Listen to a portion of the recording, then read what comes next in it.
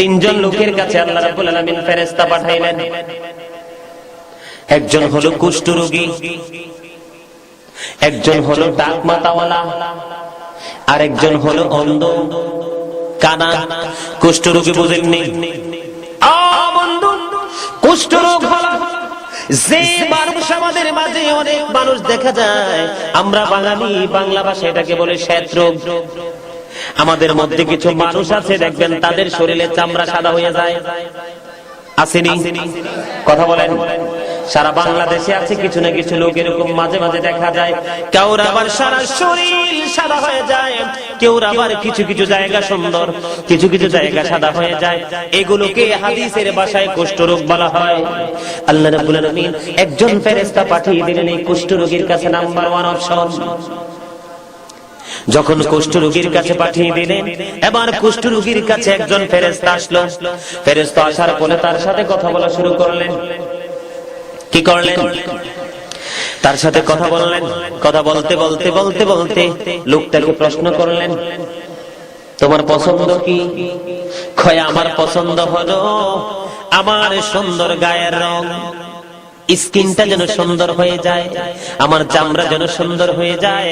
কারণ আমার শরীরে যে সমস্যা আছে, আমার শরীরের মধ্যে যে ঝামেলা আছে, এই ঝামেলার জন্য মানুষ আমাকে পছন্দ করে না।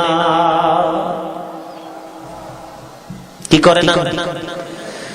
মানুষ আমাকে পছন্দ করে না। গভীর খেয়াল করবেন বন্ধুরা আমার, আপনাদেরকে খুশি করার জন্য বলছি না, আপনাদেরকে বোঝানোর জন্য আমি বলতেছি।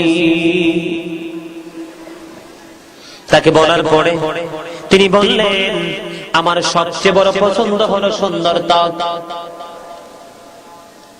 সুন্দর ত্বক কয় জি। এবং ফেরেশতা ডাক দিয়ে বললেন, সুন্দর ত্বক পছন্দ? তিনি বললেন, হ্যাঁ আমার সুন্দর ত্বক পছন্দ। সুন্দর ত্বক মানে চামড়াটা মাঝে মাঝে সাদা মাঝে মাঝে কালা, এটা সুন্দর করে দিতে হবে। এবার ওই ফেরেশতা, রহমতের ফেরেশতা কি করলেন, ওই লোকটার শরীরের মধ্যে মেসেজ করে দিলেন, মানে মুছে দিলেন। এভাবে যখন তার হাতটা ওই কুষ্ঠরোগীকে মেসেজ করে দিলেন, আল্লাহ রাব্বুল আলামিনের শেষ দয়ায় তার শ্বেত রোগ কুষ্ঠরোগ ভালো হয়ে যায়। মোহাম্মতে কন্যা সুবহানাল্লাহ, আওয়াজ দিয়ে বলেন সুবহানাল্লাহ। বৈশা যেহেতু রয়েছেন, বসাটা কাজে লাগান। ঠিক আছে, ঠিক আছে। কি তার শরীরটা কি হয়ে গেল? সুন্দর হয়ে গেল, তার স্কিনটা সুন্দর হয়ে গেল। এবার তাকে প্রশ্ন করলেন, তোমার এই সুন্দর ত্বক পছন্দ ভালো হয়ে গেল। ভালো হওয়ার পরে তাকে প্রশ্ন করলেন যে তোমার পছন্দের মাল কি? কয়, আমার পছন্দের মাল হলো ওট। সুবহানাল্লাহ বলেন। কি? আমার পছন্দের মাল হলো, সম্পদ হলো ওট।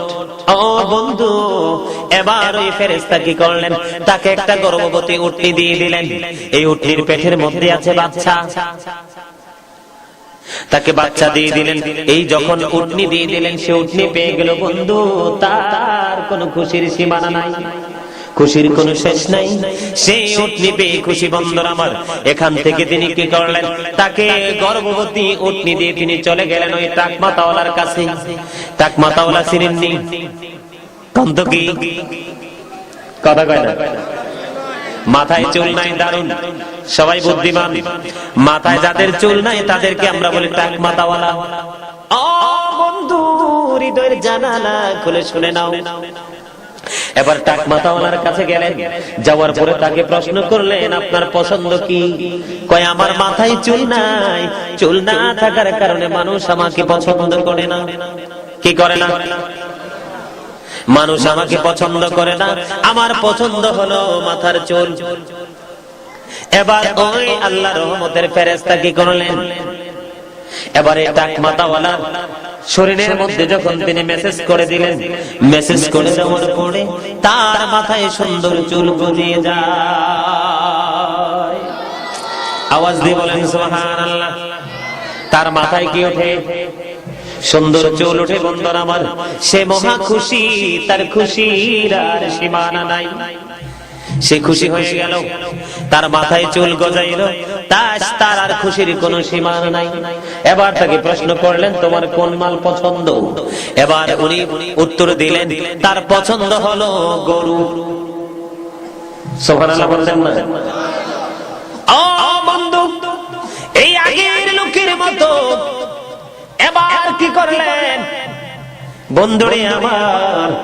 এবার ওই ফেরেশতা তাকে একটা গর্ভবতী গরু দিলেন। আমরা বাংলা ভাষায় তাকে কি বলি? গাবি, ঠিক না? আমরা বলি গাবি। তাকে একটা গর্ভবতী একটা গাবি দিলেন, যেটার পেটে বাচ্চা আছে। এটাকে দিয়ে আবার সে দৌড়ে চলে গেলেন অন্ধ লোকের কাছে। কার কাছে? অন্ধ লোকের কাছে চলে গেলেন বন্ধু। অন্ধ লোকের কাছে গিয়ে তাকে প্রশ্ন করলেন, তোমার পছন্দ কি? কই আমার পছন্দ হলো দৃষ্টিশক্তি। দৃষ্টিশক্তি কয় হয়। ও বন্ধু, এবার তিনি বললেন, এই কারণে আমার দৃষ্টিশক্তি পছন্দ। আমার দৃষ্টিশক্তি নাই, আমি কিছুই দেখতে পাই না, আমি কিছুই দেখতে পারি না, এই কারণে আমার দৃষ্টিশক্তি প্রয়োজন। এবার কি করলেন? ওই রহমতের ফেরেশতা তাকে মেসেজ করে দিলেন। মেসেজ করে দেওয়ার পরে তার এবারে দৃষ্টিশক্তি ফিরে পেল। দৃষ্টিশক্তি ফিরে পাওয়ার পরে এবার তাকে প্রশ্ন করলেন, তোমার পছন্দের মাল কি? কই আমার পছন্দ হলো ছাগল। কি? ছাগল। এবার তাকে আবার গর্ভবতী ছাগল দেওয়া হলো। প্রথম জনকে দেওয়া হলো কি? গর্ভবতী ওট। দ্বিতীয় জনকে দেওয়া হলো গর্ভবতী গাবি। আর তৃতীয় জনকে দেওয়া হলো গর্ভবতী ছাগল। আওয়াজ দিয়ে সুবহানাল্লাহ। আর একটু মহাপদে সুবহানাল্লাহ। আপনারা মনে মনে এখনো রাগ হয়ে রয়েছেন, তাহলে সুবহানাল্লাহর আওয়াজ নাই? তাহলে আমার সাথে একটু জিকির করে শোনায় দেন, সুবহানাল্লাহ আলহামদুলিল্লাহ লা ইলাহা ইল্লাল্লাহ সুবহানাল্লাহ আলহামদুলিল্লাহ লা ইলাহা লা ইলাহা ইল্লাল্লাহ। নবী আমার নূরের ফুতুল জগৎ করলেন ও জালা। নবী আমার নূরের ফুতুল জগৎ করলেন ও জালা। রোজ হাসরে করবেন তিনি উম্মতের ফয়সালা। সুবহানাল্লাহ আলহামদুলিল্লাহ ইল্লাল্লাহ সুবহানাল্লাহ আলহামদুলিল্লাহ লা ইলাহা ইল্লাল্লাহ লা ইলাহা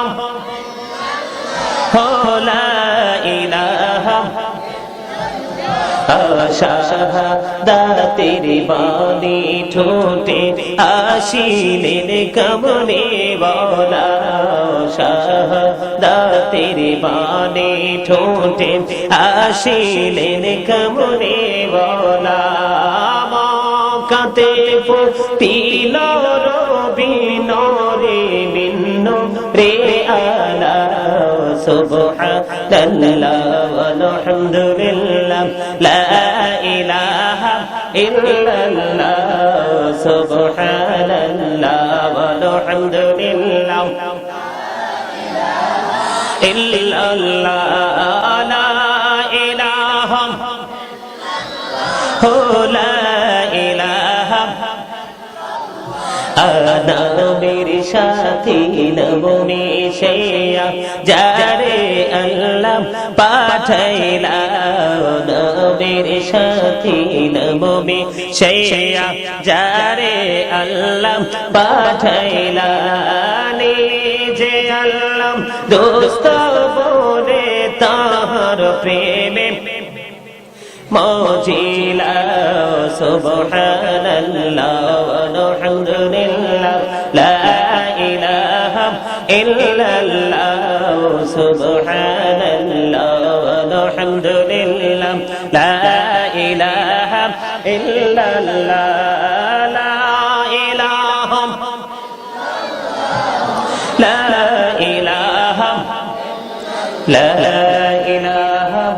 ইল্লাল্লাহু মুহাম্মাদুর রাসূলুল্লাহ সাল্লাল্লাহু আলাইহি ওয়াসাল্লাম। আমার নিজের লেখা নিজে সুর দেওয়া, এটা এখনো কারো মুখে শোনেন নাই, কারণ এটা এখনো মিডিয়াতে আসে নাই। শুনবেন? পারলে আমার সাথে গাইবেন। দয়ালে নবীর ভালোবাসা সবচেয়ে মধুময়, সেই ভালোবাসা কখনো হবে না তো ক্ষয়। নবীর প্রেমের কারণে আমার ছোট্ট জীবনে, নবীর প্রেমের কারণে আমার ছোট্ট জীবনে হাজার বাধার পরেও খুঁজে পাবো অসীম জয়। সেই ভালোবাসা কখনো হবে না তো ক্ষয়। বলেন সেই ভালোবাসা কখনো হবে না তো ক্ষয়। দয়ালে নবীর ভালোবাসা সবচেয়ে মধুময়, সেই ভালোবাসা কখনো হবে না তো ক্ষয়। নবীর প্রেমের কারণে আমার ছোট্ট জীবনে, নবীর প্রেমের কারণে আমার ছোট্ট জীবনে হাজার বাধার পরেও খুঁজে পাবো অসীম জয়। সেই ভালোবাসা কখনো হবে না তো ক্ষয়। বলেন সেই ভালোবাসা কখনো হবে না তো ক্ষয়। আমার পাগল মনটারে কোনো বুঝ মানে না রে, আমার পাগল মনটারে কোনো বুঝ মানে না রে। দয়াল নবীর দিদার পেতে সে তোলা হয়, সেই ভালোবাসা কখনো হবে না তো ক্ষয়। বলেন সেই ভালোবাসা কখনো হবে না তো ক্ষয়। দয়াল নবীর ভালোবাসা সবচেয়ে মধুময়, সেই ভালোবাসা কখনো হবে না তো ক্ষয়। নবীর প্রেমের কারণে আমার ছোট্ট জীবনে, নবীর প্রেমের কারণে আমার ছোট্ট জীবনে হাজার বাধার পরেও খুঁজে পাবো অসীম জয়। সেই ভালোবাসা কখনো হবে না তো ক্ষয়। বলেন সেই ভালোবাসা কখনো হবে না তো ক্ষয়। নবীর প্রেমিকের দল আমার সঙ্গে সবাই চল, নবীর প্রেমিকের দল আমার সঙ্গে সবাই চল। দয়াল নবীর প্রেমিক হলে সুখ যে নসিব হয়, সেই ভালোবাসা কখনো হবে না তো ক্ষয়। বলেন সেই ভালোবাসা কখনো হবে না তো ক্ষয়। মারহাবা বলেন। আপনারা কি গজল শুনে খুশি না? তো খুশি হলে সবাই আমার সাথে বললেন না কেন? আল্লাহ রাব্বুল আলামিন বলেছেন মাইয়ুতি'র রাসূলা ফাকাদ আতা আল্লাহ, হি হু ওবিস দা এবস্টিল ওবিস আল্লাহ। যেই ব্যক্তি রাসূলের নির্দেশ মান্য করলো সে যেন আমি আল্লাহর নির্দেশ মান্য করলো। সুবহানাল্লাহ বলেন না? তাহলে সে নবীর সাথে প্রেম করতে কি অসুবিধা আছে? কথা কয় না আছে? ইহুদি খ্রিস্টানরা বলেছেন he that loveth not knoweth not God, for God is love. He that loveth not, যেজন প্রেম করে না, knoweth not God, সেজন আল্লাহকে জানে না, for God is love, আল্লাহই প্রেম। আল্লাহ বলছে যে না, এই প্রেম আমার কাছে গ্রহণযোগ্য না, এই প্রেম আমার কাছে এক্সেপশনাল নয়। প্রশ্ন আসতে পারে হুজুর কেন? আল্লাহ বলেছেন সে বলুন if you do love Allah, যদি তোমরা আল্লাহকে পেতে চাও, আমাকে পেতে চাও, তাহলে follow me Muhammad sallallahu আলাইহি ওয়াসাল্লাম, মুহাম্মদ সাল্লাল্লাহু আলাইহি সাল্লামের অনুগত হয়ে যাও। আল্লাহ will love you, আল্লাহ তোমাদেরকে ভালোবাসবে and forgive your sins. সুবহানাল্লাহ। রাসূলের সাথে প্রেম করলে আল্লাহ পাওয়া যায়। আল্লাহ বলেছেন, রাসূল বলেছেন I am from the light of Allah and everything has been created from my light. I am from the light of Allah, আমি আল্লাহর নূর থেকে, and everything has been created from my light. সৃষ্টির প্রত্যেকটা বস্তু রাসূলের নূর মোবারক থেকে একটা পিঁপড়া পর্যন্ত। তাহলে সেই নবীর সাথে প্রেম করতে অসুবিধা আছে না? আমাদের আজকে প্রেম ভালোবাসা শুকিয়ে যাওয়ার কারণে দেখেন এই বাংলার জমিনে গজবের অভাব আসেনি। গজব আর গজব না, তার কারণ জানেন? রাসূলের সাথে প্রেম নাই, রাসূলের আদর্শ নাই। আমি আপনাদেরকে শোনাই, আমার আলোচনা হলো জুলুম। কি কথা বলেন? আর জুলুমটা কে করে? আমরাই আমাদের উপরে করি। ওয়ান আস, আমরা আমাদের উপর জুলুম করি, ঠিক কিনা বলেন? আল্লাহ জুলুম করে? Surely Allah does not guide has seen. আওয়াজ দিয়ে বলেন না আল্লাহু আকবার। বন্ধুরা আমার বলতেছিলাম, আমার রাসূল তিনজনের কাছে গেলেন। কয়জনের কাছে মনে আছে রে ওয়াজ? একটু চিন্তা করে শুনবেন, আপনাদেরকে খুশি করার জন্য বলি না। ও বন্ধু, একজন হলো কুষ্ঠরোগী, আরেকজন হলো টাকমাতাওয়ালা, আরেকজন লোক হলো কানা। তিনজনের তিনটা রোগ ভালো হয়ে গেল। কুষ্ঠরোগ ভালো হয়ে গেল, চুল মাথার চুল ওঠে পরিপূর্ণ হয়ে গেল, অন্ধতার দৃষ্টিশক্তি ফিরে গেল। মা তোমার কোনটা পছন্দ? একজন বলল ওট, আরেকজন বলল গরু, আরেকজন বলল ছাগল, তাকে দিয়ে দিলেন। সুবহানাল্লাহ কইতেন না? বন্ধুরা আমার, কি যে প্রেমের খেলা! আল্লাহ রাব্বুল আলামিন বান্দাকে কেমন করে পরীক্ষা করে, আর বান্দা কেমন করে আল্লাহর আইনের সাথে জুলুম করে, নিজের প্রতি নিজে জুলুম করে, জানেন কখনোই জান্নাতের ঘ্রাণ পাবে না। আমি আপনাদেরকে শুনতে সামনে সারা রাত রাজি আছেন? যেহেতু কষ্ট করে আইছি, ইচ্ছা মতো আলোচনা করবো, কারো কষ্ট হবে না? কারো কষ্ট হবে না তো? আলহামদুলিল্লাহ বলেন। আপনারা যেহেতু আমার কথা শোনার জন্য এই গভীর রাত্রিতে আসতে পারছেন, আমি আপনাদেরকে আলোচনা শোনানোর জন্য প্রস্তুত। বন্ধুরে আমার, এবার দেখেন, এই গর্ভবতী উটনি দিল, উটনি বাচ্চা দিতে দিতে দিতে দিতে এবার উটের মালিক অনেক দৌলতের মালিক হয়ে গেল। কি দিছে? একবারে রেডি দিছে আল্লাহ। রেডিমেড, রেডিমেড বুঝেন তো? একবারে কমপ্লিট রেডিমেড বুঝেন না? একটা হইছে কাপড় কিনা মাপ দিয়া টেইলারের কাছে যাইয়া বানান লাগে, আর একটা আছে একবারে 3 পিস বানানো, শুধু টেইলারের কাছে দিলে সেলাই দিয়ে দিব, শেষ। এরকম না বন্ধুরা আমার? এবার উটের বাচ্চা দিতে দিতে দিতে দিতে ওই যে কুষ্ঠরোগী উটের বিশাল মালিক হয়ে গেলেন, দৌলতের মালিক হয়ে গেলেন, অনেক তার হয়ে গেল। ওই যে গরু দিছে তা কলাকে, এবার ওইটাও ছিল বাচ্চাওয়ালা, পেটে বাচ্চা। বুখারী এবং মুসলিম শরীফের হাদিস। এটা রাবী হলেন হযরত আবু হুরায়রা রাদিয়াল্লাহু তাআলা আনহু, বিন্দু পরিমাণ সন্দেহ নাই। বন্ধুরে আমার, এবার দিলেন গাবি, টাকমাতাওয়ালাকে গাবি দিলেন। এই তুমি বসো না কেন? এখানে নামাজে মিলাদে কোনো ভেদাভেদ নাই, মুরব্বী ছেলে সবাই বসতে পারবে, এখানে বসো। এবার কি করলেন? এবার বন্ধুরা আমার, গরু বাচ্চা দিতে দিতে, গাবি বাচ্চা দিতে, টাকলার অনেক গাবির মালিক হলেন, অনেক গরুর মালিক হলেন, সম্পত্তির আর তার কোনো অভাব নাই। এবার যে ছাগল দিয়েছেন সুইটারা,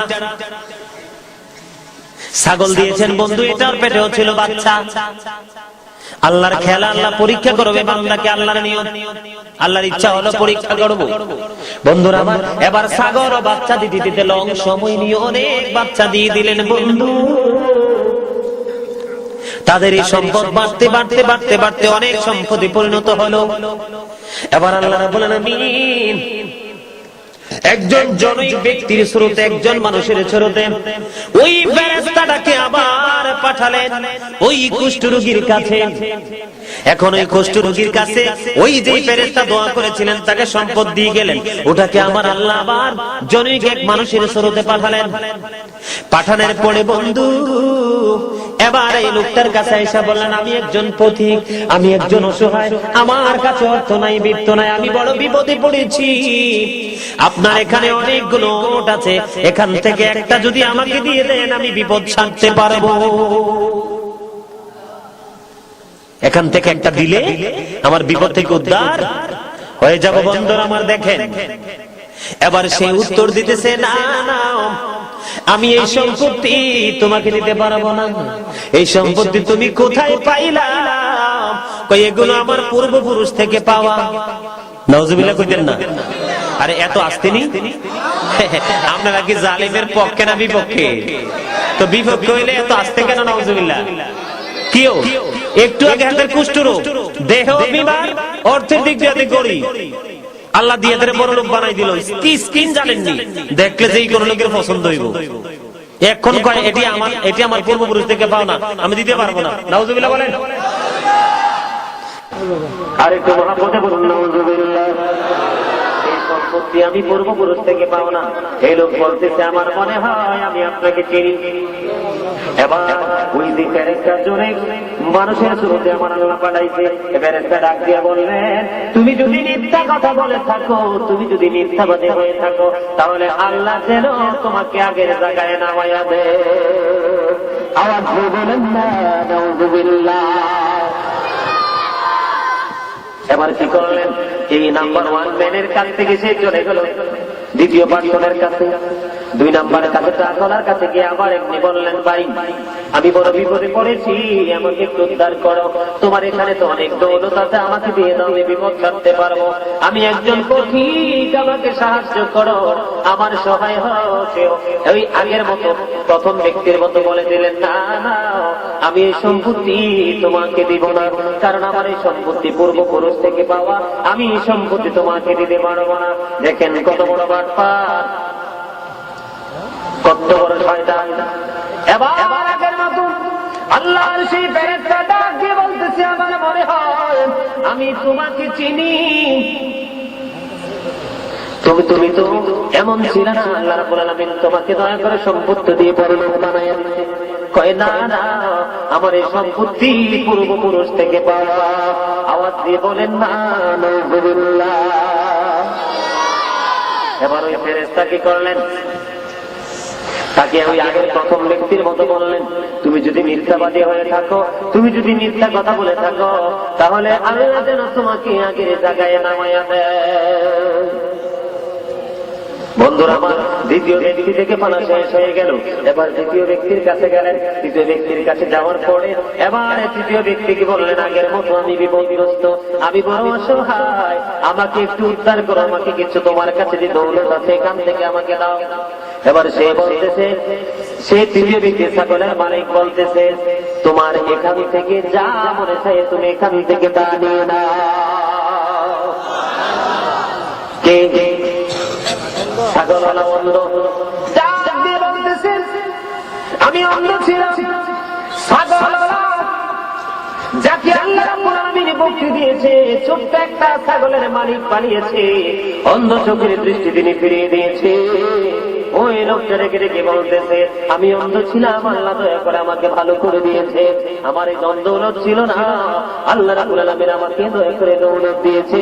তোমার বিপদ থেকে উদ্ধার হওয়ার জন্য এখান থেকে যা নেওয়ার প্রয়োজন তা এখান থেকে নিয়ে যাও, আমার কোনো আপত্তি না। আওয়াজ দিয়ে বলেন না সুবহানাল্লাহ, আর একটু বলেন সুবহানাল্লাহ। তৃতীয় ব্যক্তি অন্ধ লোক ডাক দিয়ে বলল, বন্ধু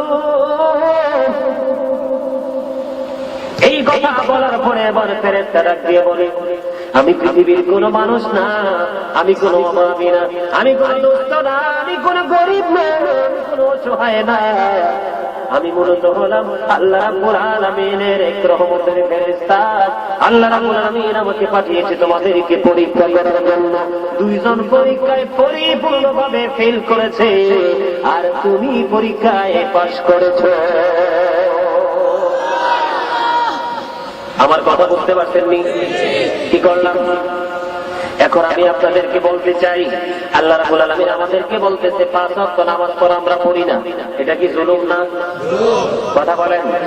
আল্লাহ বলতেছে সদা সর্বদাই সত্য কথা বলো, আমরা সত্য কথা বলি না, এটা কি জুলুম না? কার উপরে জুলুম? কয় না গিরি নিজের উপর। সবাই বলে কার উপর জুলুম?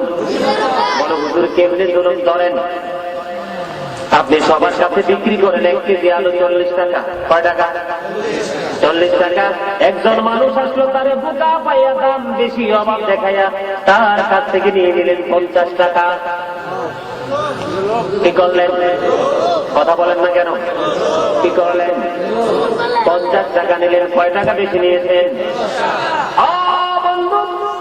এই যে আপনি 10 টাকা বেশি নিয়েছেন, সেই কিন্তু খুশি হয়ে আপনাকে 50 টাকা দিয়ে আলু কিনে নিয়ে গেল, রান্না বান্না করে সন্তানকে নিয়ে খেয়ে ফেললো, কিন্তু আপনি কিয়ামত পর্যন্ত এই 10 টাকার তার কাছে রয়ে গেলেন। ঠিক কিনা বলেন? বলে হুজুর তো কি হয়েছে? কিয়ামতের দিন ফাইনাল খেলা হবে, কেমন জানেননি? ফাইনাল খেলা হবে। আমার রাসূল সাহাবীদেরকে প্রশ্ন করলো, গরিবকে? কয় নবী গো, যার হাত নাই, পাও নাই, চোখ নাই, কান নাই, সে গরিব। আমার নবী ডাক দিয়ে বললেন, না না, সে মূলত গরিব না, সে মূলত অসহায় না। অসহায় হবে ওই ব্যক্তি যে কার কিয়ামতের দিন অনেক বেশি নামাজ, রোজা, হজ, যাকাত, দান, সাদাকার সওয়াব নিয়ে কবরে যাবে, কিন্তু 2 কার কিয়ামতের দিন সেই পৃথিবীর বুকে অন্যায় অত্যাচার জুলুম করার কারণে সব নেক তাকে অন্যকে বন্টন করে দিয়ে দিতে হবে। অন্যকে বন্টন করে দেওয়ার পরে আমলনামা পরিপূর্ণ খালি হয়ে যাবে। ওই লোকটা অসহায়ের মতো চলে যেতে হবে জাহান্নামে। You have to go to hell, দৌড়ে চলে যেতে হবে আমাদেরকে জাহান্নামে। ঠিক কি বলেন? আমার কথা কি বুঝে আসেনি? যদি বুঝে না আসে আরো মজার খবর শোনেন। আমার রাসূল বলেছে আমাদের সমাজের মধ্যে ম্যাক্সিমাম বিচারক এবং বিচার করতে গেলে একজনের উপর ঘুষ খাইয়ে বিচার করে। আপনাদের এই নাসিরনগর মহেশ বেড়ে মনে হয় নাই? আছে? ও মামা কয় কি এনো আসেনি? আমার কথা শোনেন, হাসির কথা না, বোঝার কথা। আমি আজকে এগুলো কোরআন হাদিস থেকে আপনাদেরকে বোঝাবো। মন মতো হইলে গ্রহণ করবেন, আর মন মতো না হইলে কি করবেন? পয়সা পয়সা হুজুর রে বকা দিবেন, দিবেন না? আলহামদুলিল্লাহ। এবার শোনেন হাদিস শরীফ থেকে প্রমাণ। আমার নবী বলেছে, আপনি দেখেছেন একটা লোক জুলুম করতেছে, ব্যবসা করতে গিয়ে জুলুম করতেছে, কথা বলতে গিয়ে জুলুম করতেছে, কাজ করতে গিয়ে জুলুম করতেছে, আপনার চোখে প্রমাণ আছে? আমার নবী বলেছে কোন জালেমকে দেখার পরে জুলুম করতে, দেখার পরে কোন মুসলমান ফায়দা লুটার জন্য, তার কাছ থেকে সুবিধা নেওয়ার জন্য ওই লোকের সঙ্গী যদি হয়, জানার পরেও সে প্রতিবাদ করলো না, জানার পরেও তাকে এখান থেকে বের করে আনার চেষ্টা করলো না, এই জালেমের সাথে সঙ্গ দিল, আমার নবী বলেছে জানার পরেও সে জালেমের সাথে সময় দিল, সে যেন সাথে সাথে ইসলাম থেকে খারিজ হয়ে গেল। আবার দিয়ে বলেন না নাউযুবিল্লাহ, আর একটু মহাব্বতে বলেন নাউযুবিল্লাহ। আজকের সকাল বেলার ঘটনা আমি আপনাদেরকে প্রমাণ দিব, মিথ্যা কথা বলার কোন সুযোগ নাই, বানিয়ে বানিয়ে কথা বলার অভ্যাস গাজী সুলাইমান আল কাদরির নাই। আজকে দেখেন আপনাদের এখানে আসা রওনা দেওয়ার আগে আমাদের কুমিল্লা শহরে আছে কান্দির পাল। আপনারা যারা শহরে জানছিলেন কুমিল্লা কান্দির পাড়, আমাদের কুমিল্লা শহরের প্রাণ কেন্দ্র হলো কান্দির পাড়। কান্দির পাড় থেকে আমি আমার বাসা হলো চকবাজার। জুলুম দেখেন মানুষ মানুষের উপরে কেমন ভাবে করে। ও বন্ধু, মূলত জুলুম আপনি তার উপর করেননি, মূলত জুলুম করেছেন আপনি নিজের উপর। ঠিক কিনা বলেন? বুঝে না আসলে প্রশ্ন করবেন আমাকে। এবার দেখেন একটা অটোতে উঠছে, এখন একটি অটো বার হয়েছে বন্ধুরা আমার, এটার মধ্যে 5 জন লাগা যায়, এরকম একটা অটো। তা আমি তাড়াতাড়ি আপনাদের মাহফিলে আসার জন্য আসবো, অটোতে তাড়াতাড়ি করে উঠলাম। একজন মহিলা একদম পরিপূর্ণ বোরকা পরা, পরিপূর্ণ পর্দা নিয়ে বের হয়েছে। ওনার কোলে ছোট্ট একটা বাবু আর একটা ছেলে ওনার মাদ্রাসা থেকে সম্ভবত বাড়ির দিকে নিয়ে যাচ্ছে। এখন ওই মহিলাটা তাকে, ড্রাইভার তাকে বললো যে আপনি কোথায় যাবেন? তখন উনি বললো আমাদের চকবাজারের আগে একটা জায়গা আছে ছাতিবর্তী, একটা জায়গার নাম হচ্ছে ছাতিবর্তী, রাজগঞ্জের পরে চকবাজারের আগে। এবার তিনি বললেন যদি আপনি ছাতিবর্তী যান আপনারা 2 সিট নিয়ে, তাহলে 10 টাকা করে 20 টাকা দিতে হবে। কয় টাকা? বলতেছে ড্রাইভার যদি ছাতিবর্তী নামেন 10 টাকা করে 20 টাকা দিতে হবে। ওই ভদ্র মহিলা বলল ঠিক আছে আমি 20 টাকাই দিব। এবার উনি যখন কান্দিরপাড় থেকে রাজগঞ্জ মোড়ে আসলেন, রাজগঞ্জ মোড়ে নামলে 5 টাকা করে 10 টাকা। কয় টাকা? 5 টাকা করে 10 টাকা। বন্ধুরা আমার বড় শিক্ষণীয় বিষয়, জানি মানুষ বুঝবেন। আর যারা মূর্খ মানুষ তারা বলবে হুজুর গল্প বলে, এটা মূলত বর্তমান সময়ে শিক্ষার অংশ। ঠিক কিনা বলেন? এবার ওই ভদ্র মহিলা রাজগঞ্জ মোড়ের মধ্যে এসে তিনি বললেন ভাইয়া খুব ভদ্রভাবে, ভাইজান আমাকে নামাইয়া দেন, আমার এখানে একটা কাজ আছে, আমি ওখানে গেলে আবার পিছনে ফিরে আসতে হবে। এবার তিনি বললেন ঠিক আছে। ড্রাইভার বলতেছে আপনি নাইমা যান। ওনার সন্তানের পকেট থেকে 50 টাকা নোট দিল। 50 টাকা নোট যখন দিল, ও বন্ধু, বাচ্চাটার কাছ থেকে 50 টাকা নোট নিয়ে ড্রাইভার 20 টাকা রাখলো আর 30 টাকা তাকে ফিরিয়ে দিল। ওই মহিলা, আমি ড্রাইভারের সাথে বসা, ওই মহিলাটা ড্রাইভারের দিকে একটা বার তাকায় বললেন ভাইজান আমি তো ছাতিবর্তী যাই নাই, আপনি তো রাজগঞ্জ নেমে গেছি। এবার ওই ড্রাইভার ডাক দিয়ে বলতেছে আপনি বলেছিলেন ছাতিবর্তী যাবে, এই কারণে আপনাকে ভাড়া দিতে হবে 20 টাকা। নাউযুবিল্লাহ বলে। এবার 20 টাকা সে রাখলো, রাইখা মহিলাকে 30 টাকা ফেরত দিল। এখন আপনারা কি এটার পক্ষে না বিপক্ষে? কথা বলেন। যে ছাতিবর্তী গেলেও বন্ধুরা আমার 5 টাকা করে ভাড়া, সেই জায়গায় তিনি রাজগঞ্জে নাই 20 টাকা করে 10 টাকা দেওয়া লাগছে। এখন আপনারা বোঝেন মুসলমানের চরিত্র কোথায় গিয়ে দাঁড়িয়েছে।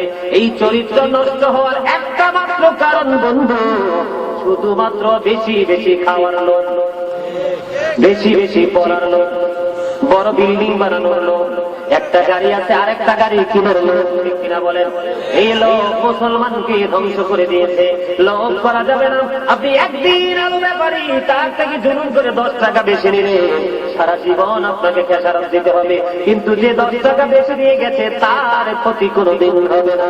সে দুনিয়াও জিতেছে, আখিরাতে সবচেয়ে বড় জিত হলো 10 টাকা দিয়ে আপনি ঋণ শোধ করতে পারবেন না, ওখান থেকে আপনি তাকে আমল দিয়ে ঋণ পরিশোধ করতে হবে, ঠিক কিনা বলেন? আমাদের জাল জুলুমের অভাব নেই বন্ধুরা আমার। জুলুম মানুষকে হাসর পর্যন্ত যাওয়া লাগবে না, কবরেও তার খেলা আল্লাহ দেখাইব। বিশেষ করে এখন কি শীতের মৌসুম না? এখানে অনেকে আছেন না স্বামী স্ত্রী আছেন, এখানে আছেন না অনেকে স্বামী আছেন, ঘরে বউ আছে না? কথা কয় না। আমরা কি আমার কথা বুঝেন না? আওয়াজে কথা বলেন না কেন? এখানে অনেকে আছেন না বিবাহিত পুরুষ, আপনাদের স্ত্রী আছে না? স্বামী স্ত্রীর মধ্যে কি হয়? মিলন হয় না? এটা কার দান? এই স্বামী স্ত্রীর মিলনের পরে আল্লাহ রাব্বুল আলামিন কিন্তু স্বামী স্ত্রীর মিলনের পরে এই আল্লাহর বান্দাকে আল্লাহ রাব্বুল আলামিন পবিত্র হওয়ার জন্য পর্যন্ত রাস্তা দেখাইছেন। বন্ধুরা আমার, আমি চিন্তা করেছি আজকে এইটাও কিন্তু বড় ধরনের জুলুম, নিজের প্রতি নিজের জুলুম। হযরতে আব্বাস রাদিয়াল্লাহু তাআলা আনহুর নাম শুনছেন তো? শোনেন নাই? হযরতে আব্বাস রাদিয়াল্লাহু তাআলা আনহুর প্রতিবেশীর একটা লোক, তার প্রতিবেশী একজন লোক ইন্তেকাল করলো। গভীর মনোযোগ কেন বলেছি শোনেন। এবার লোকটা যখন মারা গেল, দুনিয়ার সিস্টেম অনুযায়ী, এই পৃথিবীর সিস্টেম অনুযায়ী বন্ধুরি আমার, তাকে গোসল করানো হলো, তাকে কাফন পরানো হলো, আবার তাকে দাফন করার জন্য তার জন্য কবর খনন করা হলো। গভীর মনোযোগ, কবর যখন খনন করা হলো, দুনিয়ার সিস্টেম অনুযায়ী কাঁধে করে লাশ নিয়ে আপনার রওনা হলো কবরের দিকে। ও বন্ধু, কবরের দিকে যখন রওনা হলো, কবরের দিকে রওনা হওয়ার পরে বন্ধুরা আমার, যখন লাশটাকে কবরের পাশে নিয়ে গেল, কবরের পাশে যখন নিয়ে গেলেন, কবরের পাশে নিয়ে যাওয়ার পরে হঠাৎ করে দেখতে পাইলেন পাড়ার লোকগুলো এই কবরের মধ্যে ছোট্ট বিড়ালের সমান একটা জানোয়ার। আওয়াজ দিয়ে বলেন নাউযুবিল্লাহ। কথা কর না দি, বিড়ালের মতো একটা জানোয়ার। তারা দেখে চিনে ফেলেছে আজকে একটা ডেড বডিকে দাফন করা হবে, কবরে রাখা হবে। এই কবরের মধ্যে বিড়ালের মতো জানোয়ার জীবনে কোনোদিন এই গল্প শুনেনি, জীবনে কোনোদিন এই ঘটনা শুনেনি। তারা আশ্চর্য হয়ে গেলেন। বন্ধুরা আমার, হাজার চেষ্টা করার পরেও তারা এই জানোয়ারটা সরাইতে পারে না। নাউযুবিল্লাহ বলেন। লাশ কিন্তু এখনো কবরে রাখে নাই, কবরের মধ্যে আগে জানোয়ার এসে ফেলে। এবার কি করলেন? হাজার চেষ্টা করার পরেও বন্ধু এই জানোয়ার সরাইতে পারে না। কিন্তু লাশ তো মাটির উপরে রাখা যাবে না, যাবে? ইমানদারের লাশ মাটির উপর তো রাখা যাবে না। এখন কি করবে লোকগুলো? এটাকে হাজার চেষ্টা করার পরেও বন্ধু জানোয়ারটা সরাইতে পারে না।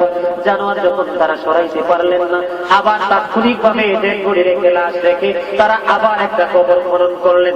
কবর খনন করার পরে আবার তারা সিস্টেম করে লাশটাকে যখন কবরে রাখার জন্য নিয়ে গেলেন, কবরে রাখার জন্য নিয়ে যাওয়ার পরে এবার চাইয়া দেখে বন্ধুরে আমার, আবার ওই জানোয়ার এই কবরের মধ্যে এসে হাজির। আওয়াজ দিয়ে বলুন না নাউযুবিল্লাহ। আবার এই কবরের মধ্যে জানোয়ার এসে উপস্থিত। এবার লোকগুলো আবার পুনরায় চেষ্টা শুরু করলো। হাজার চেষ্টা করার পরও জানোয়ার সরাইতে পারে না। এবার আব্বাস রাদিয়াল্লাহু তাআলা আনহুর কাছে খবর গেল। আব্বাস রাদিয়াল্লাহু তাআলা আনহুর কাছে খবর গেল। তার কাছে, ওনার কাছে তারা বিস্তারিত ঘটনা বললেন। আব্বাস রাদিয়াল্লাহু তাআলা আনহুকে বললেন, দেখেন প্রথম কবরে তাকে হাজার চেষ্টা করলাম, জানোয়ার সরাইতে পারি না। তারপরে আমরা আবার একটা কবর খনন করলাম, ওখানে যাইয়া দেখলাম আবার এই জানোয়ার এসে হাজির হয়ে গেল। এখন আমরা কি করব? একটা লোকের 3টা জায়গায় কবর, কয় জায়গায়? তোমার কথা কেন ঘুমে ধরছি? এক লোকের কয় জায়গায় কবর? জীবনের শুনছি নেই গল্প। বন্ধু না যদি শোনেন, আমার কাছ থেকে শুনে নেন, একটা লোকের কয় জায়গায় কবর? একটা লোকের 3 জায়গায় কবর। আগের হাদিসের মধ্যে খেলা হয়েছে কয়জনের লোকে? এখন এক লোকের কয় জায়গায় কবর? 2 জায়গায় অলরেডি হয়ে গেছে, লাশ আর রাখতে পারে না। এবার কি করলেন? আব্বাস রাদিয়াল্লাহু তাআলা আনহুর কাছে যখন মেসেজ চলে গেল, কবরে চলে গেল, তিনি তাদেরকে অর্ডার দিলেন, তোমরা আরেকটা কবর খনন করো। আল্লাহ বলেন, এবার তার আরেকটা কবর খনন করা হলো। ও বন্ধু, আবার যখন কবর খনন করা হলো পুনরায়, এবার কি করলেন বন্ধুরা আমার? এবার চাইয়া দেখেন লাশ নামানোর সময় আবার জানুয়ারি কবরের মধ্যে সে হাজির। আওয়াজ দিয়ে বলেন না নাউজুবিল্লাহ। আবার এই কবরের মধ্যে জানোয়ার এসে হাজির হয়ে যায়। এবার আব্বাস রাদিয়াল্লাহু তাআলা বললেন, তার কবর থেকে জানোয়ার সরানো যাবে না, তোমরা এই জানোয়ার সহ তার কবরের মধ্যে লাশটা দাফন করে দাও। নাউজুবিল্লাহ বলবেন না? ওই লোক ডেড বডির মতো এই দেশে এখন বর্তমানে খুব অহরহ অনেক যুবক পাওয়া যাবে। আইপিএস জায়গায় মন মতো না হইলে আর পরে কইেন, আমার কথার সত্যতা যদি না থাকতো তাহলে আল্লাহ কিন্তু এই খেলা খেলে না। কোরআন হাদিসের যত কিছু সব কিছু কিন্তু মূলত আমাদের শিক্ষার জন্য, ঠিক কিনা বলেন? এবার কি করলেন বন্ধুরা আমার? এই জানোয়ার সহ এক বড়ি কবরে দিয়ে দিলেন, লাশকে দাফন করে দিলেন। লাশটাকে দাফন করার পরে এবার কি করলেন বন্ধুরা আমার? এবার উপস্থিত সকল জনগণ চিন্তা করতেছে, এমন ঘটনা, এমন খেলা জীবনে কোনোদিন দেখিনি, এমন গল্প কোনোদিন নিজের চোখে দেখিনি, এমন ঘটনা কোনোদিন আমরা কানেও শুনিনি। এটার রহস্য কি? দেখি তার বাড়ি কোথায়। এবার বন্ধুরা আমার তার বাড়িতে গেলেন। তার বাড়িতে যাওয়ার পরে খোঁজাখুঁজির পরে যে মারা গেছে তার স্ত্রীকে পাইলেন। কাকে? তার স্ত্রীকে, বউকে, তার ওয়াইফকে পাইলেন। পাওয়ার পরে তার ওয়াইফকে প্রশ্ন করলেন উপস্থিত লোকেরা যে আপনার স্বামীর কবর দিতাম যখন গেলাম, কবর দিতে যাওয়ার পরে প্রথম কবরে একটা জানোয়ার, আমরা হাজার চেষ্টা করেও লাশ দাফন করতে পারলাম না, কারণ জানোয়ার সরাইতে পারি না। তারপরে আবার আরেকটা কবর খনন করলাম, আবার চেষ্টা করলাম, জানোয়ার সরাইতে পারি না। তারপরে আমরা কি করলাম? ব্যর্থ হলাম। পুনরায় আমরা আরেকটা কবর খনন করলাম, ওই কবর থেকেও জানোয়ার সরাইতে পারি না। আমরা জানোয়ার সহ তাকে মাটি চাপা দিয়েছি। আপনার স্বামীর জীবনে কি এমন কর্ম করেছে, আপনি কি কিছু বলতে পারবেন? এবার বললেন, আমার স্বামীর এই কথা শুনে মহিলাটা আতঙ্কে তিনি থরথর করতেছেন। তার মনের মধ্যে ভয়, মনের মধ্যে কম্পন শুরু হলো। এই কেমন খবর? এর সে লজ্জাজনক খবর আর তো কিছু হতে পারে না। এবার ওই লোকের স্ত্রী ডাক দিয়ে বলতেছে, আমার স্বামীর জীবনে সবচেয়ে বড় নম্বর একটা কাজ আমি দেখেছি। কয় কাজটা কি? কয় রাতটা যখন হতো আমাদের স্বামী স্ত্রীর মিলন হতো, আমাদের স্বামী স্ত্রীর মিলন হওয়ার পরে সে সঠিকভাবে ফরজ গোসল করত না। আওয়াজ দিয়ে বলেন নাউজুবিল্লাহ। আরেকটা আওয়াজ দিয়ে বলেন নাউজুবিল্লাহ। আমার কি কথা বুঝে আসছে? কথা বুঝেন নাই? কি করে নাই? বন্ধু, লজ্জার কোনো কিছু নেই, শরমের কোনো কিছু নেই। লজ্জা করবো কার জন্য? স্বামী তৈরি করেছে আল্লাহ, স্ত্রীও তৈরি করেছে আল্লাহ, পুরুষ তৈরি করেছে আল্লাহ, নারীও তৈরি করেছে আল্লাহ। আল্লাহ পৃথিবীর মধ্যে জনগণ বৃদ্ধি করার জন্য, আল্লাহর বান্দা বৃদ্ধি করার জন্য স্বামী স্ত্রী দুজনের মধ্যে রাডার তৈরি করে দিয়েছে, ঠিক কিনা বলেন? গোটা পৃথিবীতে যদি শুধু পুরুষ থাকতো, নারী না থাকতো, তাহলে পৃথিবী বৃদ্ধি হইতো না, যুগে যুগে প্রজন্ম আসতো না। আবার পুরুষ যদি না থাকতো, নারী দ্বারাও পৃথিবী ধরে রাখা সম্ভব না, ঠিক কিনা বলেন? ও বন্ধু, যেমনি ভাবে আল্লাহ সৃষ্টি করেছে তেমনি ভাবে স্বামী স্ত্রীর মিলন আল্লাহ মধুময়। এই স্বামী স্ত্রীর মিলন হলো সবচেয়ে বড় নিয়ামত, ঠিক কিনা বলেন? ও বন্ধু, এটা এত বেশি নিয়ামত, যেটার কথা যারা বিয়ে করেছে, যাদের স্বামী স্ত্রীর মধ্যে আল্লাহর রহমত আছে, তারা বুঝতে পারে যে স্বামী স্ত্রীর মিলন আলিঙ্গন কত মধুর। আল্লাহ রাব্বুল আলামিন এই মিলনের পরে স্বামী স্ত্রী দুজনের শরীর নাপাক হয়ে যায়, তারপর আল্লাহ গোসল ফরজ করে দিয়েছেন। ওই মহিলা বলতেছে, আমার স্বামী সে কি করতো না, আলিঙ্গনের পরে সে পরিপূর্ণভাবে গোসল করতো না, পবিত্র হতো না। আমার মনে হয় এই কারণে আল্লাহ রাব্বুল আলামিন নারাজ হয়ে তার কবরে জানোয়ার পাঠিয়েছে। আওয়াজ দিয়ে বলেন না, নাউযুবিল্লাহ। এটা জুলুম নেই? কার উপর জুলুম? আমার নিজের উপরে আমি জুলুম করলাম। কথা বলতে গেলে বলছি বন্ধুরা আমার, সত্য কথা বলতে পারি না। বন্ধুরা আমার, যেই জিনিস দেখা হারাম সেই জিনিসের দিকে বেশি তাকাই, যেই পথে হেঁটে যাওয়া আল্লাহর নিচে সেই পথে বেশি করে হেঁটে যাই। ঠিক কিনা বলেন? কথা বলেন ঠিক কিনা? এখন আপনারা, আমি এই কথা বলার কারণ হলো বন্ধুরা আমার, এই যে কনকনে শীত, আমি প্রত্যেকটা যুবক যুবতীদের বলবো, স্বামী স্ত্রীকে বলবো, স্বামী স্ত্রী মিলন করো, 100 বার করো, যতবার মন চায় তোমরা লিঙ্গন করো, কিন্তু আল্লাহর আইন মেনে তোমরা লিঙ্গন করো। আমি সবাইকে বলবো বন্ধুরা আমার, স্বামী স্ত্রীর মিলনের পরে আপনাদের যদি আর ইচ্ছা না থাকে যে আমরা আর মিলন করবো না, আমরা আর লিঙ্গন করবো না, অনেক বেশি ঠান্ডা, কি অনেক বেশি ঠান্ডা, আমি গোসল করতে পারবো না, তাহলে পানি গরম করে গোসল করবেন। বলে হুজুর এটাও তো সম্ভব না, আমার সমস্যা আছে, গরম পানি দিয়ে গোসল করলে আমার সমস্যা হবে। ও বন্ধু, পানির যদি সমস্যা হয়, আপনি গোসল করলে যদি সমস্যা হয়, কিন্তু স্বামী আর স্ত্রী এক জায়গায় আমরা মিলন না করে থাকতে পারবো না, তখন বন্ধুরা আমার মাটি নিয়ে রাখবেন, আলিঙ্গনের পরে অন্তত পক্ষে মাটি নিয়ে তায়াম্মুম করে তারপরে পুনরায় আবার শুইবে। কারণ মৃত্যু কাউকে খবর দিয়ে আসে না। আপনি যদি অপবিত্র অবস্থায় মারা যান, তাহলে আপনার জবান দিয়ে কালেমা আসবে না, রাসূলের দিদার আপনার নসিব হবে না। ঠিক কিনা বলেন? আমার কথা বুঝে আসছে? কথা বুঝতে পারছেন? এটা বড় মারাত্মক জিনিস। বন্ধুরে আমার, এই ধরনের জুলুম নিজের প্রতি নিজে করবো না, এই ধরনের অত্যাচার আমরা নিজের প্রতি নিজে জুলুম করবো না। আমরা আল্লাহ যা বৈধ করেছে সব কিছু আমরা গ্রহণ করবো, আবার এটার আইন মেনে আমরা এটাকে আবার পবিত্র করে নিব। ঠিক কিনা বলেন? বন্ধুরা আমার, এই যে জুলুম, আমাদের বাংলাদেশের মধ্যে সবচেয়ে বড় অত্যাচার দুইটা চলতেছে। কয়টা? একটা হলো সুদ, আর একটা হলো জোর করে জায়গা দখল। আপনাদের এখানে সুদ মনে হয় আছে, কারণ বন্ধু বাংলাদেশের কোন জায়গা সুদ ছাড়া নাই। কে নাই? বাংলাদেশের কোন জায়গা সুদ ছাড়া নাই। বন্ধু, ওই যে এতক্ষণ আপনাদেরকে শোনাইলাম আব্বাস রাদিয়াল্লাহু তাআলা আনহুর জামানায় ওনার এক প্রতিবেশীর মৃত্যুর ঘটনা, এটার চাইতে আরো বেশি জঘন্য হলো সুদ। যেই ব্যক্তি সুদের মাধ্যমে একটি টাকা উপার্জন করে কয় টাকা? যেই ব্যক্তি সুদের মাধ্যমে একটি টাকা উপার্জন করলো, সেই যেন তার গর্ভধারিণী মায়ের সাথে 36 বার জিনা করলো। আওয়াজ দিয়ে বলেন না নাউযুবিল্লাহ। একবার না, দুইবার না, 36 বার।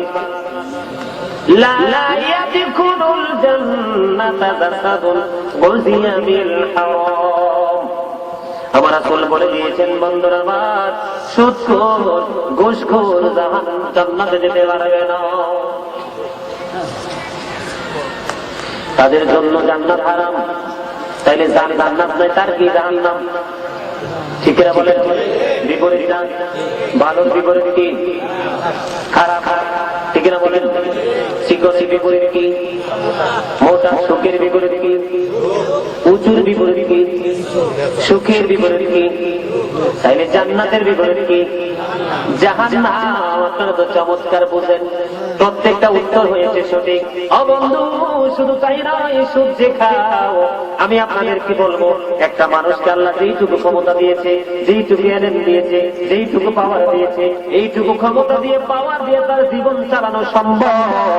শুধু অতিরিক্ত পারিবারিক জন্য মানুষ হারামে লিপ্ত হয়। ঠিক কিনা বলেন? আজকে প্রত্যেকটা মানুষ যদি মনে করতো আমি হালাল বৈধ টাকা দিয়ে চলবো, হুজুর সম্ভব ছিল না? ছিল না? অতিরিক্ত করার জন্য, অতিরিক্ত বাড়ির জন্য, অতিরিক্ত গাড়ির জন্য মানুষ এ পাপে লিপ্ত হয়। ঠিক কিনা বলেন? এবার আমার কাছ থেকে শোনেন, জুলুম আমরা কেমন ভাবে করতেছি আর জালেমের কি পরিণতি হবে। বন্ধুরা আমার রাসূল যখন মেরাজে গেলেন, মেরাজের খবর তো জানেন। আমার রাসূল যখন মেরাজে গেলেন, মেরাজে গিয়ে রাসূল জান্নাত দেখেছে, জাহান্নাম দেখেছে। এবার জাহান্নামের দিকে তাকায়া দেখে বন্ধু এক একটা মানুষের পেট এক একটা ঘরের মতো বড় বড়। আওয়াজ দিয়ে বলুন না নাউযুবিল্লাহ। সুদের কথা বলে আমার লোককে ঝগড়া করবো নি, কার্য করবো নি, হুজুর কেউ করবো? আরে কথাগুলো তো হক, শুনতে লাগে টক, ঠিক কিনা বলেন? দাদা কথা ঠিক কি? শুনলেও কথা দরকার আসেনি। আমার দাদা কথা বলতে পারতেছে না, অসুস্থ হয়ে গেছে মনে হয়, কারণ মুরব্বী মানুষ অনেকক্ষণ বসে রয়েছে। দাদা বসে থাকতে পারবেন? বসে থাকতে পারবেন নি? আচ্ছা আলহামদুলিল্লাহ বলেন। দাদা বসে থাকতে পারলে আপনারা পারতেন না? আর দাদার মানে বসে থাকতে ভালো লাগে না? বাইরে দোকান দোকান আছে, একটু চাটা খাইয়ে সমস্যা নাই, ওয়াজ চল বসবি। বন্ধুরে আমার দেখেন কত ভয়ঙ্কর খবর। সুদ আর ঘুষ এই দুইটা কিন্তু এক দলে থাকবো। কোন দলে? কথা বলেন। এবার আমার রাসূল জাহান্নামের দিকে তাকাইলেন, তাকাইয়া দেখেন এক একটা মানুষের পেট এক একটা ঘরের মতো বড় বড়। এবার জিবরাইল একটা ডাক দিলেন, আমার জিবরাইল এই যে ঘরের মতো বড় বড় পেট ওলা মানুষগুলো দেখা যায় এরা কারা? এবার জিবরাইল আলাইহিস সালাম ডাক দিয়ে বললেন, ইয়া রাসূলুল্লাহ, ইয়া হাবিবাল্লাহ, নবী গো, এই যে ঘরের মতো বড় বড় পেট ওলা মানুষগুলো দেখা যায় এরা হলো আপনার নামদারি একদল উম্মত, যারা পৃথিবীর বুকে সুদ আর ঘুষ বেশি বেশি করে খাইছে। অনেকে মনে হয় সুদের লগে বন্ধুত্ব আছে। হ্যাঁ, এই যে স্বাস্থ্য ভাই ঠিক কথা বলছি, আছে আছে। হ্যাঁ, এবার শোনেন, জিবরাইল আলাইহিস সালাম বলতেছি, ইয়া রাসূলুল্লাহ, এগুলো আপনার নামদারি একদল সুদখোর আর ঘুষখোর। এবার আমার নবী বলতেছে, একদিক দিয়ে তার পেট এক একটা ঘরের মতো বড় বড়। আমি নবী চাইয়া দেখলাম তাদের পেটের মধ্যে শুধু সাপ আর বিচ্ছু দেখা যায়। আওয়াজ দিয়ে বলেন নাউযুবিল্লাহ। সাপের চরিত্র কি? সাপে দংশন করলে মানুষ বাঁচে না, মরে। বন্ধু, সবচেয়ে বড় দুঃখের কথা হলো, সবচেয়ে বড় কষ্টের কথা হলো, এই দুনিয়ায় যন্ত্রণা পাওয়ার পরে মানুষ মরে যায়, মরার পরে আর মরতে পারবা না, যতই কষ্ট পাও। লা ইয়ামুতু, আল্লাহ কোরআনে বলেছেন, লা ইয়ামুতু, সেদিন মানুষ মরতে পারবে না, ফিহা ওয়ালা ইয়াহইয়া, সেদিন মানুষ বাঁচতে পারবে না। ও বন্ধু, এই দুনিয়ায় এমপি, মন্ত্রী, এসপি, ডিসি কিছু আসেনি বানপান, সবাই কিন্তু একরকম না, আসেনি কিছু। একবারে হাই লেভেল থেকে একবারে সমাজ পর্যন্ত বিচারক আসেনি ঘুষখোর, সুদখোর, ঘুষ খাইয়া বিচার করে আসে না। বন্ধু, একবারে উপরের থেকে বিচারক পর্যন্ত, বন্ধুরা, আমার সমাজে সরকার পর্যন্ত, কিছু কিছু সমাজে কিছু কিছু এসপি, কিছু কিছু পুলিশ, কিছু কিছু এসপি, কিছু কিছু ডিসি, কিছু কিছু এমপি, এমন কিছু মন্ত্রী আছে না? দেয়া আসেনি? সব জায়গায় কিছু নষ্ট চরিত্রের মানুষ আছে। ও বন্ধু, তাদেরকে ঘুষ খাওয়াইয়া, টাকা খাওয়াইয়া আপনি রাজি করে আপনার পক্ষে রায় আনতে পারবেন, আপনার পক্ষে রায় এনে আপনি পালাইয়া যাইতে পারবেন, পারবেন নি? কিন্তু বন্ধু, আল্লাহ রাব্বুল আলামিন বলে দিয়েছে, ওই দিন ঘুষ চলবে না, মরাও চলবে না, বাঁচাও চলবে না, সেই দিন কারো কাছে ভয় রেখে পালাইতেও পারবো না। আল্লাহ বলেছেন,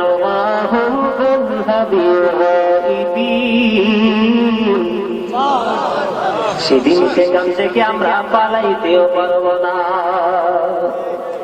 তাহলে কি বোঝা গেল?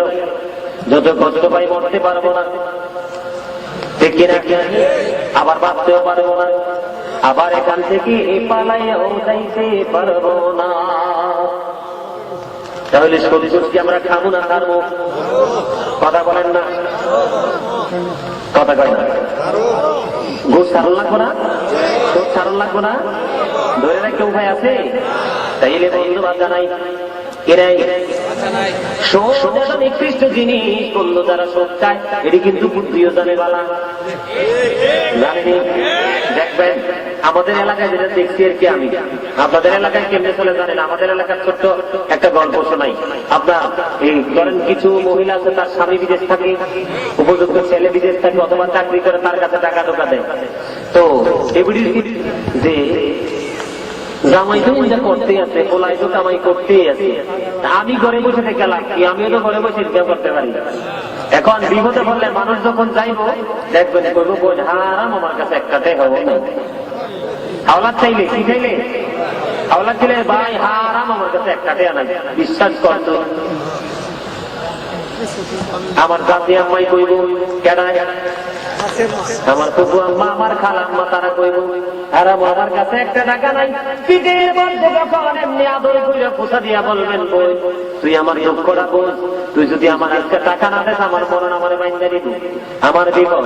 এবার দেখবেন কইব বুবু আমার দুলাভাই বিদেশ থাকে, আপার কাছে টাকা পাঠায়, আপার কাছে কিছু টাকা আছে আমি আইনা দিতে পাইরাম, তুমি মাস শেষে কত দিবা তুমি মাস শেষে কত দিবা বলো, তাইলে আমার বুবুর থেকে টাকা আনবো। কিন্তু ডাহা মিশা কথা, টাকা নিজের টাকা বুবুর নাম দিয়ে আমি দিব, কারণ পরে যদি আপনি না দেন, ঠিক কিনা? এবার ভাইবেন আপনি আপনার ভাইয়ের কাছে, ভাই তো টাকা লেগে পয়সা রয়েছে সুদ দিল, ঠিক কিনা?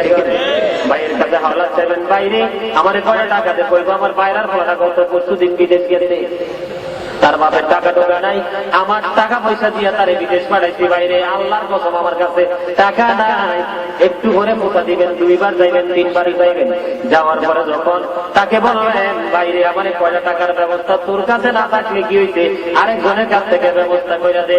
ও বন্ধু এবার ওই মহিলার মতো আপনার ভাই ডাক দিয়া বলবো আমার ছোট শালাটা বিদেশ থাকে, তার বউটা বাংলাদেশে, বউর অ্যাকাউন্টে সব টাকা, আমি কইলে সে টাকা দিব, এখন তুমি মাস শেষে কত দিবা টাইম মতো টাকাটা লাভটা দিবানি কো, যদি দিতে রাজি হয় আমি ওখান থেকে আইনা দিব।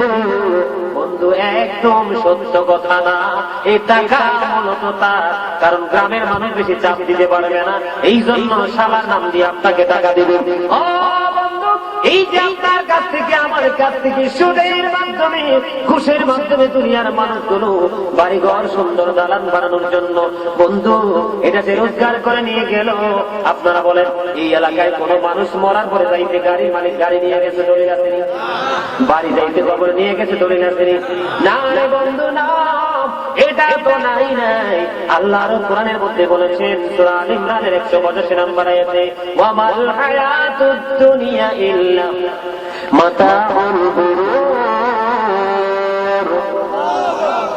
আল্লাহ রাব্বুল আলামিন বলেছে এই দুনিয়া একটা ধোঁকা ছাড়া কিছু না, ছলনা ছাড়া কিছু না, প্রতারণা ছাড়া কিছু না। তাইলে আপনি যে চিন্তা করেন এটা ঠিক না, আল্লাহটা ঠিক, বুঝেন নাই? আল্লাহ বলছে দুনিয়া ধোঁকা, আপনি মনে করছেন দুনিয়ার নিয়ামত, এই জন্য আপনি সুদ খাইতেছেন, ঘুষ খাইতেছেন, মন যা চায় তাই আপনি করতেছেন। এটা কি আপনি আপনার ক্ষতি করলেন? আপনার উপর আপনি জুলুম করলেন না ইহসান করলেন? ও বন্ধু এত কষ্ট এত যন্ত্রণা, আরো বড় মজার খবর, এই দুনিয়ার মানুষ খাবারের খিদা লাগলে পাগল হয়ে যায়, কথা কয় না? পাগল হয়ে যান না বন্ধুরা আমার? আদর করে যদি আপনার গোস্ত দেয় পেটে খিদা নাই আপনি খাবেন না, কিন্তু যখন পেটে খিদা লাগবো তখন কিন্তু শাক সবজি কোনো কিছু বাদ নাই, যা পাইব তা খাইবেন, ঠিক কিনা বলেন? আগে একবার খাইয়ে লই পরে হইছে কথা। ও বন্ধু এমন অত্যাচারী জালেমদের জন্য আমার আল্লাহ জাহান্নামে খাবার তৈরি করে রেখেছে। আহারে কষ্ট, আহারে যন্ত্রণা, কেমন করে পৃথিবীর মানুষগুলোকে বোঝাবো, কেমন করে তাদেরকে শিখাবো এই যে বড় কষ্টের কথাগুলো, যন্ত্রণার কথাগুলো। বন্ধুরে আমার হাদিস শরীফ থেকে প্রমাণ, এই জাহান্নামীদের জন্য আমার আল্লাহ একটা খাবারের ব্যবস্থা করেছে, তিনাতুল খাবার। আওয়াজ দিয়ে কন্যা নাউযুবিল্লাহ। কি তিনাতুল খাবার? বন্ধুরা আমার বন্ধ কাজী কাজীর সাথে মিল না, ডাক্তার ডাক্তারের সাথে মিল না, এসপি এক এসপি আরেক এসপির সাথে মিল না, এক এমপি আরেক এমপির সাথে মিল, এক মন্ত্রী আরেক মন্ত্রীর সাথে মিল। এই যে আপনাদেরকে বুঝাই, আপনারা যে আজকে মাহফিল করাইছেন, যত ভালো বক্তা চান নামতে পারবেন, তবে যদি একটা আলেমের মাধ্যমে আলাপ করা হয়, তার মানে কি আলেমের সাথে আলেমের মিল, ঠিক কিনা বলেন? একজন ড্রাইভারের সাথে একজন ড্রাইভারের মিল, একজন ব্যবসায়িকের সাথে একজন ব্যবসায়িকের মিল, একজন শিল্পীর সাথে একজন শিল্পীর মিল, একজন নায়কের সাথে আরেকজন নায়কের মিল, একজন গায়কের সাথে আরেকজন গায়কের মিল। ঠিক কিনা বলেন? ও বন্ধু, তাহলে একটা চোরের মিল চাল হইব, আরেকটা চোরের লগে ঠিক নেই, একটা চোরের লগে কার মিল, আরেকটা চোরের মিল। ঠিক কিনা বলেন? বন্ধু, এই জায়গায় আসার কারণ হলো আপনারা অনেকে কষ্ট পাইতে পারেন। আল্লাহর কসম করে বলছি, আমি কাউকে কেন্দ্র করে বলি না, আমি মূলত আপনাদেরকে বোঝানোর জন্য বলি। যেমনি ভাবে একটা চোরের সাথে একটা চোরের মিল থাকবে, এমনি ভাবে একটা জালেমের সাথে আর একটা জালেমের মিল আছে। আর এই দুই জালেমকে আল্লাহ জাহান্নামে দিবে। একটা জালেম যখন জাহান্নামের মধ্যে পালাবে, আমার বানানো কথা না, আলেমরা শুনতেছে, এটা মিডিয়ার মাধ্যমে গোটা পৃথিবীর আলেমরাও শুনবে। বন্ধুরা আমার, এই দুই জালেমকে একই জাহান্নামের মধ্যে রাখা হবে। ও বন্ধু, জাহান্নামের আগুন যখন তার শরীরের মধ্যে লাগবে, সমস্ত শরীরটা পুরো ছাই হয়ে যাবে, লিকুইড হয়ে যাবে, নোংরা দুর্গন্ধ হয়ে যাবে। যেমনি দুর্গন্ধ হয়ে যায় আমাদের শরীরের মধ্যে, গোটা হইলে পাকলে বুঝ পারবে কিনা, বুঝ বুঝেন না, তো নোংরা নিংরানি জিনিস বাইরে হয় কিনা। বন্ধুরে আমার, ওই যে তিনাতুল খাবার, এটা হলো আরেকটা জাহান্নামীর শরীরের পচা রক্ত দুর্গন্ধযুক্ত নিংরানো জিনিস, এটার নাম হলো তিনাতুল খাবার। এটা ওই জালেম অত্যাচারী পাপীদের জন্য আল্লাহ খাবারের ব্যবস্থা রাখছে। আওয়াজ দিয়ে বলেন না নাউযুবিল্লাহ। ঠিক কিনা বলেন? কথা বলেন ঠিক কিনা? বন্ধু, এটা হলো হাদিস শরীফ থেকে প্রমাণ, তিনাতুল খাবার। কোরআন থেকে খবর পাইছি কি জানেন? কোরআন থেকে খবর পাইলাম জাহান্নামীদের জন্য আল্লাহ একটা খাবারের ব্যবস্থা রেখেছে, জালেমদের জন্য, অত্যাচারীদের জন্য আল্লাহ খাবার রেখেছে। একটা খাবারের নাম হলো জাক্কুম। কি জাক্কুম? এটা এত ডেঞ্জারেস, এটা বড় মারাত্মক বন্ধু। কাছে যখন নেওয়া হবে দাঁতগুলো ঝরে পড়ে যাবে। আওয়াজ দিয়ে করেন না নাউযুবিল্লাহ। কাছে নিলে কি হবে? দাঁতগুলো ঝরে পড়ে যাবে, আপনার পেটের খিদা আপনি খাইতে হবে। বন্ধু, যদি কোনো কারণে পেটের খিদায় একটুখানি আপনার একটা ফোঁটা পরিমাণ খাবার আপনার পেটের মধ্যে যায়, তাহলে ভিতর থেকে সবগুলো লিকুইড হয়ে একদম পানির মতো তরল হয়ে বের হয়ে আসবে। ওই যে আমি বলেছি, যতই কষ্ট পাবে জাহান্নামী মরতে পারবে না, আবার বাঁচতেও পারবে না, আবার ওখান থেকে পালাইতেও পারবে না। কষ্টের কথা না বন্ধুরা আমার? এবার আসেন, আমাদের দেশে আরেকটা জুলুম চলে, ধরেন আমি যেটা দেখছি। কারণ বন্ধুরা আমার, আমি যদিও লোকটা ছোট, পুরা বাংলাদেশ রেগুলার। আজকে এই দিক থেকে কালকে যাবো ঢাকা, তারপর একদিন প্রোগ্রাম চাঁদপুরের দিকে, 2টা লাগাম চাঁদপুরে, এরপর একদিন কোথায় যে মনে নাই, এমনি করে ঘুরতেছি সারাদিন প্রতিদিন। বন্ধুরে আমার, আমাদের দেশে আর একটা অত্যাচার চলে। যারা আমরা একটা গল্প করে আঙ্গুল খুললে মোটা গাছ, কলা গাছ, আঙ্গুল খুললে কলা গাছ, কই না একটা কথা। আমাদের দেশে দেখবেন কিছু লোক ঘুষটুসের টাকা টাকা দিয়ে বড় হয়েছে, হঠাৎ বড় লোক, রাইট। এখন এই বড় লোক বড় হয়েছে, রাস্তার কান্দা 2 ঘন্টা জায়গা কিনছে, পাশে গরিব লোকের আছে 1.5 ঘন্টা। এখন সেই 1.5 ঘন্টা হইলে তার অনেক লাভ হইব। এই 1.5 ঘন্টা যদি কোনো মধ্যে নিতে পারে, 3.5 ঘন্টার মধ্যে বড় সুন্দর একটা বাড়ি বানাইতে পারবে, অথবা একটা ব্যবসা প্রতিষ্ঠান করতে পারবে। আপনি বন্ধু, এবার সে নিজে চেষ্টা করবে, দেখবে কোনোভাবে গরিব লোকটাকে গায়েল করতে পারে না। এবার সে কি করবে? ঘুষ খাওয়ায় আরেকটা দল তৈরি করবে। ঠিক কিনা বলেন?